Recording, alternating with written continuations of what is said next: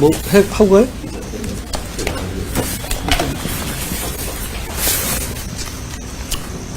없으시면 새해 복 많이 받으시고. 예?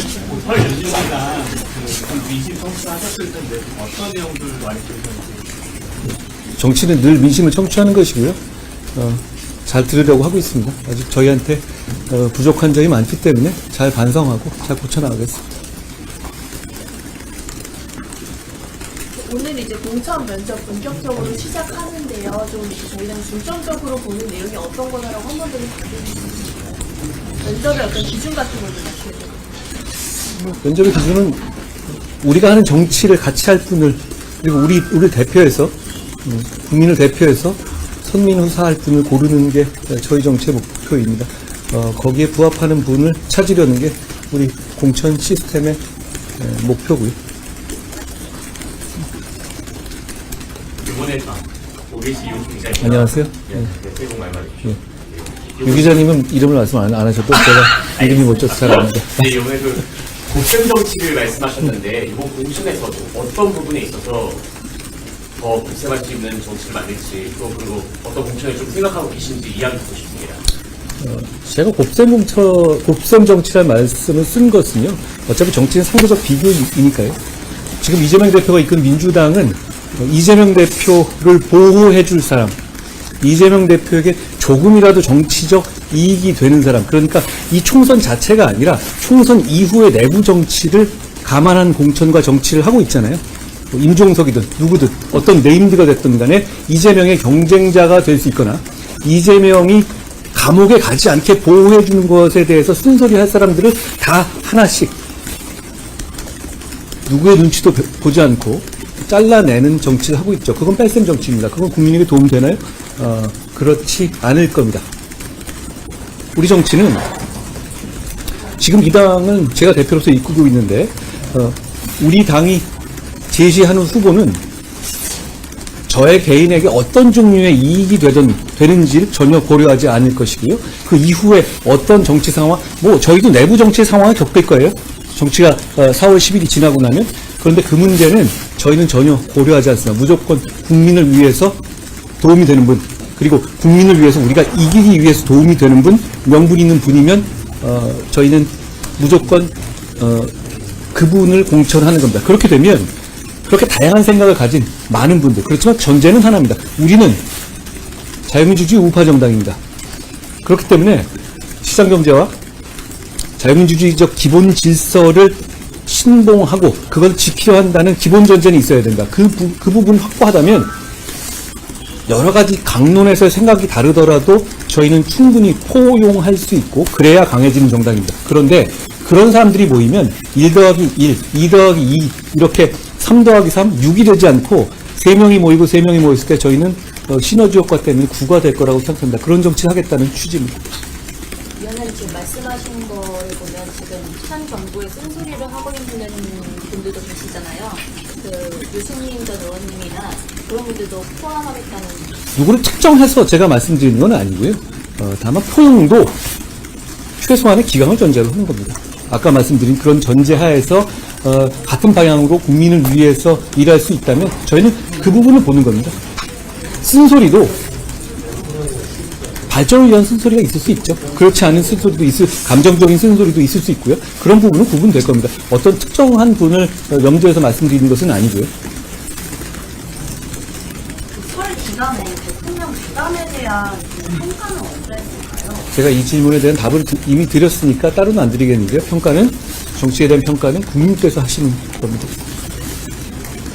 채널의 실수입니다. 네, 안녕하세요. 홍익표 원내대표가 어제 라디오에서 완주에서 독립운동한 사람들은 제대로 된 교육을 못 받다 보니까 이라고 말하면서 검사 백제를 함께 비판을 했는데 그거는 교육이라는 건 굉장히 넓은 의미가 있잖아요. 저는 만주에 독립운동 하던 분들이야말로 정말로 이 살아있는 교육을 받았던 분들 아닌가 싶은데요. 그러니까 자기 헌신하고 용기 냈던 거 아닌가요? 저는 굉장히 이상한 말이라고 생각합니다. 일단 민주당이 꼭 하면 이러잖아요. 어떤 국뽕 정치를 하기 위해서 일본, 친일파, 독립운동 이런 이미지를 자꾸 차용하지 않습니까? 본인들하고 굉장히 안 어울린다는 말씀을 드리고 싶습니다. 그 운동권 특권 세력이 과연 우리 대한민국 여기까지 있게 한 헌신한 독립운동가들과 이미지가 같습니까? 그분들이 수십 년간 기득권 유지하면서 자기 주고받으면서 좋은 거 다 해먹었습니까? 반대 아닙니까? 어제 잠깐 말씀드렸지만 그분들이 돈 봉투 돌리고 재벌한테 뒷돈 받고 눈사람 가서 여성동에게 쌍욕했습니까? 그런 분들은 아니잖아요.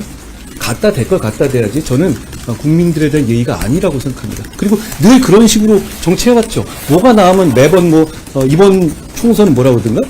한일전이다? 그건 축구 볼 때 하는 얘기고요. 그런 식의 정치 국민에 도움되지 않습니다. 그리고 그 문제는 국민들의 어떤 정서라든가 이런 걸 위해 정치하는 것인데, 그건 국가와 나라에 해를 끼치는 정치입니다. 그런 정치하면 안 된다고 말씀드리고 싶고요. 그분 또 이게 한 군데서가 아니라 여러 군데 얘기했더라고요. 그럼 작전 짜고 나온 것 같은데요. 그런 짓 하지 말라는 말씀 드리고 싶습니다. 자기들하고 그 독립운동가들하고 비교해놓고 보세요. 뭐가 비슷하다는 거예요? 정반대 아닌가요? 좋은 건 자기들끼리 다 해먹고 있잖아요. 그리고 앞으로 지금 686이 786 될 텐데 독립운동가들이 그런 분들인가요? 만주에서 그렇게 살았습니까? 그렇지 않죠. 그리고 그분들 이렇게 되닫는 비유를 하다 보면 자꾸 그분들 표명하게 돼요. 그분들이 교육을 못 받았다는, 아니 그런 말이 할 말입니까? 위원장님, 하이는 뉴스 안녕하세요. 지금 최근에 중진제 배치가 PK 위주로 이루어지면서 당내에서 형평성 논란이 좀 일고 있는데 이에 대한 좀 입장이 있습니다.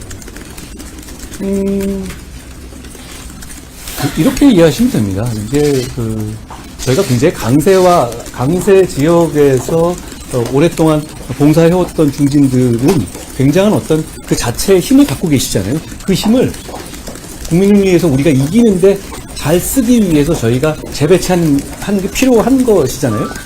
그런 면으로 이해해 주시면 될 것 같아요. 그러니까 예를 들어서 서울이라든가 다른 곳도 꽤 많이 하고 있잖아요. 그러니까 그게 어느 한 곳에만 그렇게 볼 건 아닌데, 그런데 이 공천이라는 게 그렇잖아요.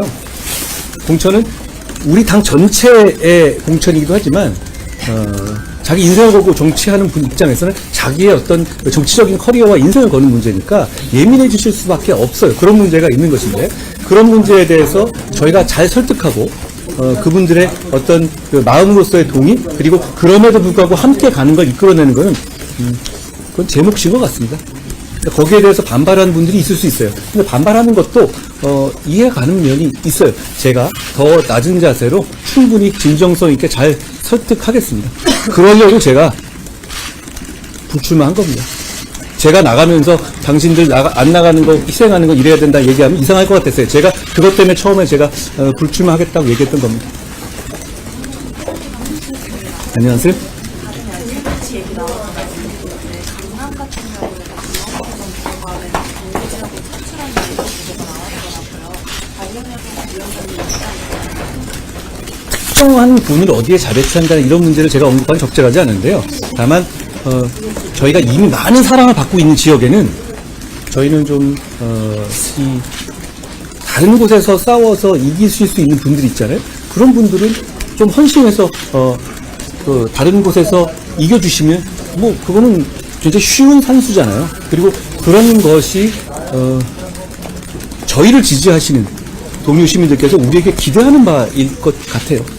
그러니까 아까 말씀드린 것처럼 다 편하고 쉬운 곳을 가고 싶어하는 건 사람의 본성이고 그걸 비난할 문제는 아니에요. 그런데 당 전체를 이끄는 입장에서는 그것보다는 좀 헌신하는 모습을 보여주고 각각 우리의 중요한 자산들이 헌신하는 자세를 보여주는 것 자체가 국민들께 좀 우리를 선택해달라는 좀 명분을 더 드릴 수 있지 않을까 하는 면이 있습니다. 그렇지만 물론 이제 어디 꼭 나가지 말아라. 나가서 싸워서 그리고 거기 이겨와야 헌신하는 면도 있을 수 있는 거거든요. 그러니까 일도 양단으로 말씀드리는 문제는 아니라는 말씀드립니다. 특정인의 말에 생각하는 것도 아니고요. SBS 조용. 안녕하세요.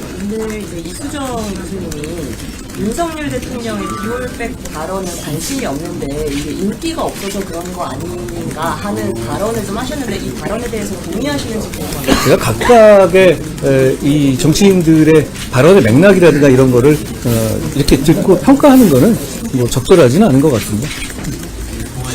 안녕하세요. 장관이 경찰 독재 정치 제가 이렇게 말씀드리고 싶어요. 저는 조국 전 장관을 비난하고 싶지는 않아요. 그분도 국회의원이 되고 싶겠죠. 이해 안 가세요? 조국 씨 자체가 국회의원이 되고 싶다는 것 자체는 이해가 갑니다. 저는 그거에 대해서 비난하고 싶지 않아요. 그런데 저는 문제가 뭐냐면 이 얘기를 드리고 싶어요. 이재명 대표와 민주당이 결국 이 선거제를 관철하고 있죠. 준연동형. 제가 일부러 티징하는 것 같지만 다시 한번 물어봅니다. 준연동형, 여기 계시는 베테랑 이렇게 많은 기자님들 중에서 준연동형 제도의 산식을 저한테 설명해 주실 분이 정말 있으세요? 안 계실 것 같아요. 저도 모르겠어요. 말할 수는 있겠는데 왜 그렇게 해야 되는지 모르겠단 말이에요. 왜 3% 해야 되는지, 왜 4%가 아니라 3% 해야 되는지, 5%가 아니 모르겠어요. 국민들도 모르실 거고. 심상정 의원이 말씀드렸다시피 국민은 몰라도 된다? 뭐 이런 얘기잖아요. 어떻게 국민이 몰라도 됩니까? 그건 말 같지도 않은 소리고요. 그런데 저는 이렇게 평가하고 싶은 겁니다. 조국 전 장관은 우리가 주장하는 병립형 제도에서는 국회의원 배지를 달 수가 없어요. 알고 계시죠? 이재명 대표가 이끈 민주당이 지금 야합으로 관철하려고 하는 소위 말하는 그 준연동형 제도 하에서는 이 틈이 보입니다. 조국 전 장관이 국회의원 배지를 달 수가 있어요. 국민들께 제가 여쭤볼게요. 조국 씨가 국회의원이 될 수 있는 선거 제도가 국민의 의사를 반영할 수 있는 제도입니까? 아니면 조국 씨가 국회의원이 되는 것을 엄두도 못 내는 제도가 국민의 의사를 제대로 반영하는 제도입니까? 조국 씨는 민주당으로는 못 나와요. 민주당. 그렇게 이렇게 정말 이재명 대표 때문에 정말 도덕적이 극단적으로 낮아져 있는 민주당에서조차 조국 씨를 공천하기 어렵단 말이에요. 누구나 알고 있죠? 그럼에도 불구하고 그런 이재명의 민주당에서조차 출마해서 배지를 달 수 없는 조국 씨가 이렇게 뒷문으로 우회해서 국회의원 배지를 달 수 있는 제도가 바로 이 제도입니다. 이 제도가 얼마나 문제 있는 제도인지, 국민의 민의를 반영하지 않는 제도인지 그것만 봐도 알 수 있는 것 아닙니까? 이 제도 하에서라면 민주당의 어떤 사실상의 지원으로 조국 씨는 4월에 국회의원이 될 겁니다. 그게 민의를 반영하는 겁니까? 이게 어떻게 보면 조국 씨 같은 사람이 절대로 국회의원이 될 수 없는 조국 씨 같은 사람이 국회의원이 될 수 있는 마법 같은 제도예요. 이 마법을 누가 부린 겁니까? 이재명 대표와 민주당이 부린 거죠. 거기에 대해서 국민의 확실한 평가를 받아야 합니다. 선거제도는 누구를 당선되게 하는 것도 중요하지만 절대로 당선되지 않아야 하는 사람은 당선되지 않도록 하는 것도 중요한 제도인 겁니다. 지금 민주당이 추진하는 제도는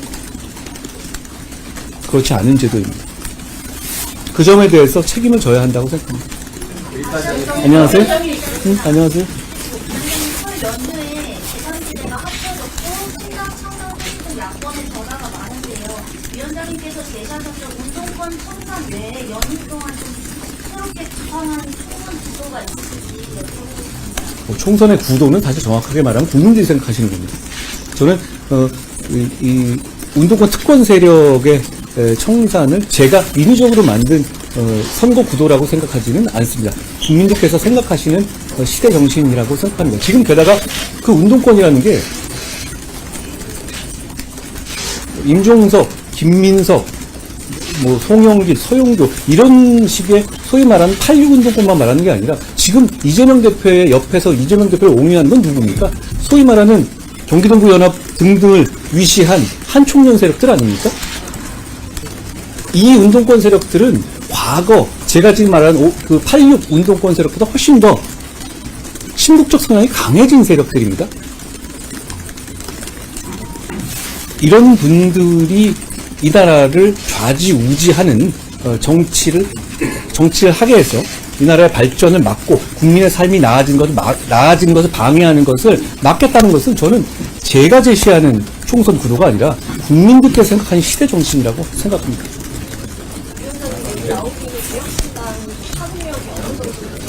파급력은 뭐 기자님께서 판단하신 문제가 그 파급력의 문제는 아니라서 저는 이렇게 생각합니다. 어떤 정당은 지향점과 정체성은 같아야 한다고 생각해요. 그러니까 그 지향점과 어떤 지향점을 가지고 있는지를 가지고 그게 같은 전제하에서 생각이 다르고 서로 간의 공격과 공방이 내부에서 있을 수 있다고 생각합니다. 그리고 그런 식의 건강한 토론은 그 당을 자유민주 정당이라면 강하게 만드는 거고요. 우리 당이 그렇습니다. 우리 당은 김경률도 있지만 훨씬 더 오른쪽을 가진 생각들도 많이 있습니다. 그렇지만 우리는 지향점이 같습니다.